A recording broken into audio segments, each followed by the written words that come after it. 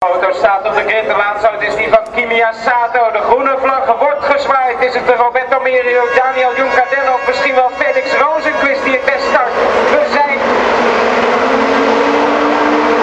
nu vertrokken met de Masters of Formula 3 en een hele slechte start van Roberto Merio.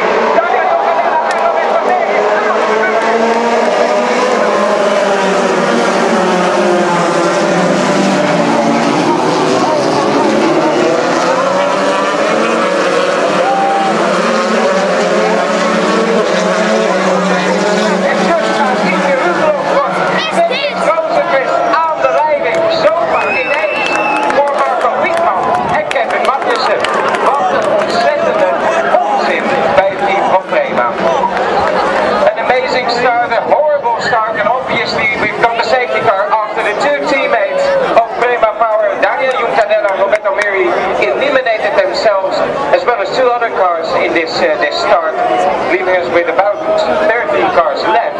Okay, for the race it might get very interesting now because the two fastest cars eliminated themselves and they are two teammates. Ouch. Dames en heren, zag u die man? Hij draait zo'n melker met die gele helm tussen die twee gecrashte auto's en de pitmuur al.